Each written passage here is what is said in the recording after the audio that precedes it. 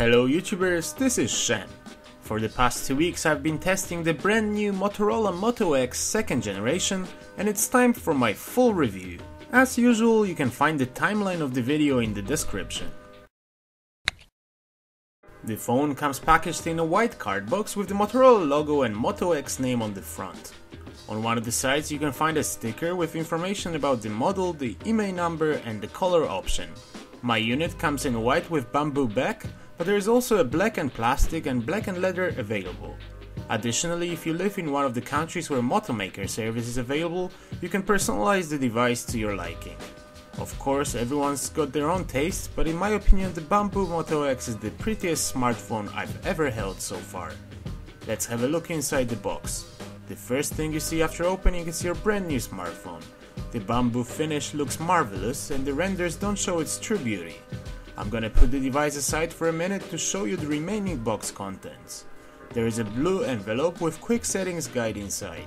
My unit comes from Germany and all manuals are in German. Below we can find a white wall charger and a USB cable for data exchange and charging and a SIM ejection tool. There is no headset included in the retail box. So now let's move on to the build and design of the new Moto X. The phone has a protective film with short specs imprinted covering the front panel, which I'm gonna remove. Thanks to its profiled body, it is extremely comfortable in the hand. On the top and bottom of the front panel lie two speakers. The top one is the speakerphone and the bottom one is the loudspeaker. They have aluminum covers that stick out above the display. On the left and bottom corners are IR sensors used for hand gestures to quickly display notifications. The 5.2-inch AMOLED display is covered with Corning Gorilla Glass 3. The screen to frame ratio is really good, especially when compared to the competition with the same size display such as the Xperia Z3. The whole device is surrounded by an aluminum frame. On the left side you won't find any buttons. On the bottom is the micro USB port for charging and data exchange, and on the right the volume rocker and the power button with a nice coarse surface. On the top we have a centrally located headphone jack and a hidden nano SIM tray ejected using the tool provided from Motorola. The back cover is non-replaceable. Mine is made from bamboo and I've noticed that it is not perfectly adjusted on all corners and it slightly sticks out. On the back we have a 13 megapixel camera module with a transparent ring that hides a dual LED flash for the camera around it and a silver Motorola logo below. The Moto X is 140.8mm in length, 72.4mm in width and 10mm in thickness, and its weight is 144 grams. Although at first I thought that the poorly adjusted back cover must be attributed to the material used, with time I became very annoyed that the gap is there and at the end I have returned my unit. Something like this is unacceptable in such an expensive device. Let's talk about the technical specs. The device is equipped with a quad-core Snapdragon 801 CPU clocked at 2.5 GHz, Adreno 330 graphics chip and 2 GB of RAM. There is also built-in Bluetooth 4.0, LTE, NFC, GPS and GLONASS, and 4 IR sensors for Moto display on the front panel. The phone works with nano SIM cards and is available in either 16 or 32 GB variants with no memory expansion. In Antutu benchmark, Motorola Moto X achieved a very good result of 43,261, which puts it at the top of the ranking. During everyday use, the phone lets you enjoy smooth interface and no lags of the pure Android software.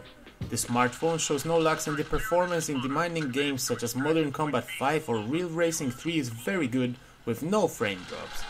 During intensive use, the temperature does rise quite significantly on the back below the Motorola logo.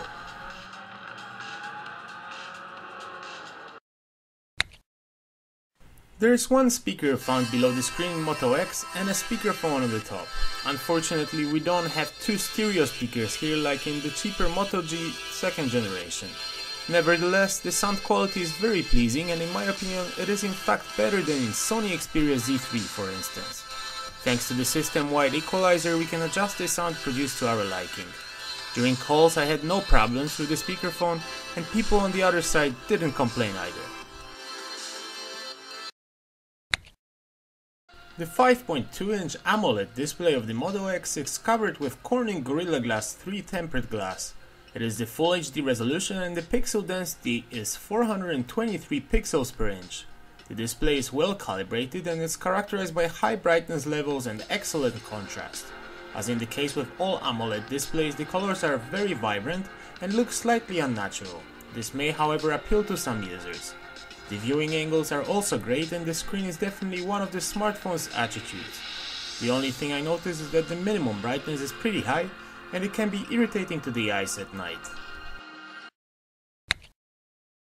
Moto X 2014 works on the newest version of Android 4.4.4 KitKat in a pretty much non-modified version, what makes the smartphone a great alternative to the Nexus series.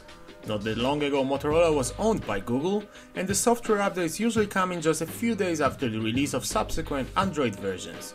There is a video on my channel presenting the software of the device, so I'm not gonna go into much detail here. The one which is worth mentioning is called Moto, which is a voice assistant from Motorola that reacts to your commands and helps you use the device without touching. Unfortunately, it only supports a few languages for now. The 16GB version of the phone has 10GB of storage available to the user, which seems like an absolutely ridiculous amount in 2014. The clean Android system on Moto X makes the device extremely smooth, but as a downside you won't find a lot of features found in smartphones from the competition. The phone comes equipped with a 2300 mAh lithium-ion battery. Let's not fool ourselves, this is a tiny battery when paired with a 5.2-inch display. The phone should, however, last an average user a full day of use. I was getting about 3 hours of screen on time with LTE and automatic brightness, and over 4 hours when on Wi-Fi. The results are not as bad as I would expect, but Sony Xperia Z3 or Samsung Galaxy Note 4 will get you at least 1 hour of screen on time more. Let's talk about the camera in Moto X. We have a 13MP module with autofocus and dual LED flash on the back and a 2MP camera module on the front. The camera app has a very intuitive interface with a menu of options showing up after swipe from the left side. The list of modes and settings is short and the app has just the basic features.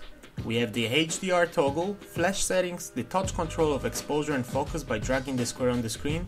Next we have the video resolution settings, and here you can choose from Full HD 4K or Full HD slow motion.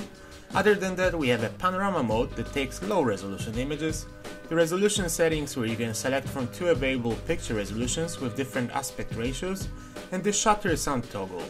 The last of the list is a gesture to quickly launch the camera by flicking the wrist, and that's all. Let's take a look at the quality of shots.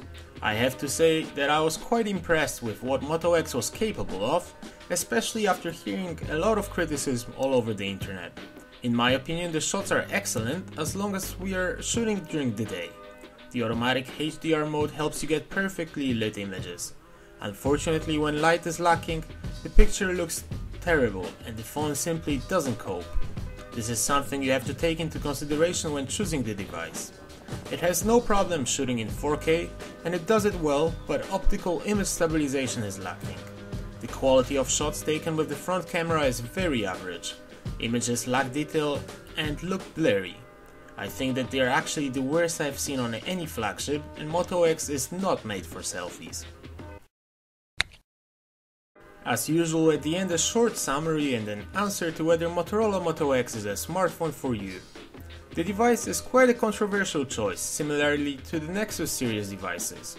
On one hand, we have one of the best performing smartphones with a good specification, brilliant display, very good screen to frame ratio, comfortable form factor, decent speaker, built from premium materials that additionally has advanced touchless controls implemented, but on the other hand we have a long list of weaknesses.